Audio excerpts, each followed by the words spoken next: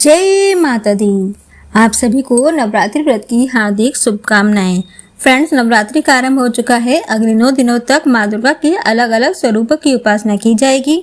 माता रानी की पूजा अर्चना के साथ साथ आपको इस कथा का पाठ भी जरूर करना चाहिए। श्री दुर्गा नवरात्रि व्रत कथा करने से आपको सभी 9 देवियों की कृपा प्राप्त होगी। ये कथा स्वयं ब्रह्मदेव ने बृहस्पति जी को सुनाई थी और कहा था, हे बृहस्पति, जिसने सबसे पहले इस महाव्रत को किया उसका पवित्र इतिहास मैं तुम्हें सुनाता हूँ, तुम सावधान होकर सुनो। ब्रह्मा जी बोले, पिरत नाम के मनोहर नगर में एक अनाथ नाम का ब्राह्मण रहता था। वह भगवती दुर्गा का भक्त था। उसके संपूर्ण सद्गुणों से युक्त मानो ब्रह्मा जी की सबसे पहली रचना हो।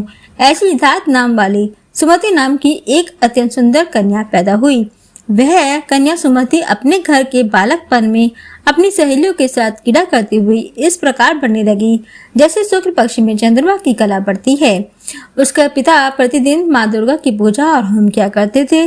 उस समय वह भी नियम से वहां उपस्थित होती थी। एक दिन वह सुमति अपनी सखियों के साथ खेलने लग गई और भगवती के पूजन में उपस्थित नहीं हुई। उसके पिता को पुत्री की ऐसी असावधानी देखकर क्रोध आया और पुत्री से कहने लगे, हे दुष्ट पुत्री, आज प्रभात से तुमने माँ भगवती का पूजन नहीं किया। इस कारण मैं किसी कुष्ठी और दरिद्र मनुष्य के साथ तेरा विवाह करूंगा। इस प्रकार कुपित पिता के वचनों को सुनकर सुमति को बड़ा दुख हुआ और पिता से कहने लगी, हे पिताजी, मैं आपकी कन्या हूँ। मैं आपकी सब तरह से अधीन हूँ। जैसी आपकी इच्छा हो मेरा विवाह कर सकते हो, पर होगा वही जो मेरे भाग्य में लिखा है। मेरा तो इस पर पूर्ण विश्वास है। अपनी कन्या के ऐसे निर्भयता से कहे हुए वचन को सुनकर उस ब्राह्मण को बहुत अधिक क्रोध आया।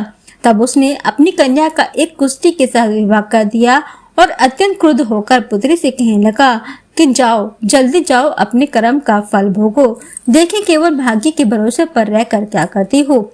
इस प्रकार से कहे हुए पिता के कटु वचनों को सुनकर सुमति अपने मन में विचार करने लगी कि अहो मेरा बड़ा दुर्भाग्य, जिससे मुझे ऐसा पति मिला। इस तरह अपने दुख पर विचार करती हुई वह सुमति अपने पति के साथ वन में चली गई और भयानक वन में कुशायुक्त उस स्थान पर उन्होंने वह रात बड़े कष्ट से व्यतीत की।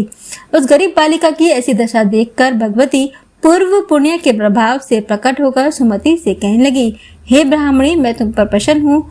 जो तुम्हारी इच्छा हो वरदान मांग सकती हो।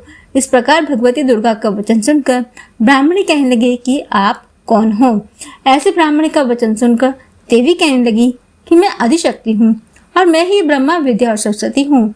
मैं प्रसन्न होने पर प्राणियों को दुख को दूर कर उनको सुख प्रदान करती हूँ। हे ब्राह्मणी, मैं तुम पर तुम्हारे पूर्व जन्म के पुण्य के प्रभाव से प्रसन्न हूँ।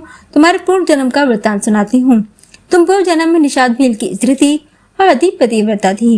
एक दिन तेरे पति निषाद ने चोरी की। चोरी करने के कारण तुम दोनों को सिपाहियों ने पकड़ लिया और ले जाकर जेल खाने में कैद कर दिया। उन लोगों ने तेरे को और तेरे पति को भोजन भी नहीं दिया। इस प्रकार नवरात्र के दिनों में तुमने ना कुछ खाया और ना ही जल पिया, इसलिए 9 दिन तक नवरात्र का व्रत हो गया। हे ब्राह्मणी, उन दिनों में जो तुमने व्रत किया उस व्रत के प्रभाव से प्रसन्न होकर तुम्हें मन वांछित वस्तु दे रही हूँ। तुम्हारी जो इच्छा हो सो मांगो। इस प्रकार दुर्गा के कहे वचन को सुनकर ब्राह्मणी बोली, अगर आप मुझ पर प्रसन्न है तो हे दुर्गे, आपको प्रणाम करती हूँ। कृपा करके मेरे पति के कोढ़ को दूर करें। देवी कहने लगी, उन दिनों में जो तुमने व्रत किया उस व्रत के एक दिन का पुण्य अपने पति का कोढ़ दूर करने के लिए अर्पण करें। मेरे प्रभाव से तेरे पति का कोढ़ दूर हो जाएगा। वह ब्राह्मणी बहुत प्रसन्न हुई और पति को निरोग करने की इच्छा से ठीक है ऐसा बोली। तब तक उसके पति का शरीर भगवती दुर्गा की कृपा से कुष्ठहीन होकर अति कांति युक्त हो गया। वह ब्राह्मणी पति की मनोहर देह को देखकर देवी को अति पराक्रमी वाली समझकर स्तुति करने लगी। सुमति की स्तुति को सुनकर माँ दुर्गा को बहुत संतोष हुआ और ब्राह्मणी से कहने लगी, हे ब्राह्मणी, तुम्हारे उदाल्य नाम का एक अति बुद्धिमान, धनवान, कीर्तिवान और जितेंद्र पुत्र शीघ्र ही होगा। ऐसा कहकर वह देवी उस ब्राह्मणी से फिर से कहने लगी, हे ब्राह्मणी, और जो कुछ तेरी इच्छा हो वही मनवांछित वस्तु तुम मांग सकती हो। ऐसी भगवती दुर्गा का वचन सुनकर सुमति बोली, हे भगवती दुर्गे, अगर आप मुझ पर प्रसन्न हैं तो कृपा करके मुझे नवरात्र विधि बतलाइए।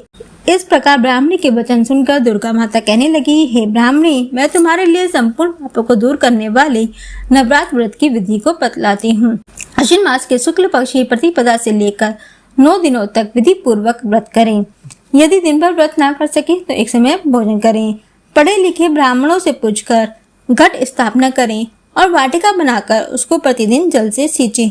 महाकाली, महालक्ष्मी और महासरस्वती की मूर्तियां बनाकर उसकी नित्य विधि सहित पूजा करें और पुष्पों से विधि पूर्वक अर्घ्य दें। बिजोरा के फूल से अर्घ्य देने पर रूप की प्राप्ति होती है। जायफल से कीर्ति, दाग से कार्य की सिद्धि होती है। आंवले से सुख और केले से पुत्र प्राप्त होता है। कमल से राज सम्मान की प्राप्ति होती है। खांड, घी, गेहूं, शहद, जौ, तिल, बेर, नारियल, दाग और कदम, इनसे हवन करें। गेहूं से होम करने से लक्ष्मी की प्राप्ति होती है। खीर व चंपा के पुष्पों से धन और पत्तों से तेज व सुख की प्राप्ति होती है। इस विधान से होम कर आचार्य को अत्यंत नम्रता के साथ प्रणाम करे और यज्ञ की सिद्धि के लिए उन्हें दक्षिणा दे। इस महाव्रत को विधि के अनुसार जो कोई करता है उसके सब मनोरथ सिद्ध हो जाते हैं, इसमें तनिक भी संशय नहीं है। इन 9 दिनों में जो कुछ दान दिया जाता है उसका करोड़ों गुना फल मिलता है। इस नवरात्रि के व्रत को करने से ही मनुष्य को अश्वमेध यज्ञ का फल मिलता है। हे ब्राह्मणी, इस संपूर्ण कामनाओं को पूर्ण करने वाले उत्तम व्रत को मंदिर अथवा घर में ही विधि के अनुसार करें। इस प्रकार ब्राह्मणी को व्रत की विधि बतलाकर देवी अंतर ध्यान हो गई। जो मनुष्य या स्त्री इस व्रत को भक्ति पूर्वक करता है तथा इस श्लोक में सुख भोग कर अंत में दुर्लभ मोक्ष को प्राप्त करता है। तो ये थी नवरात्रि व्रत की कथा।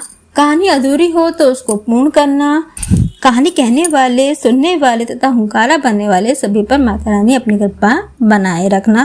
जय माता दी।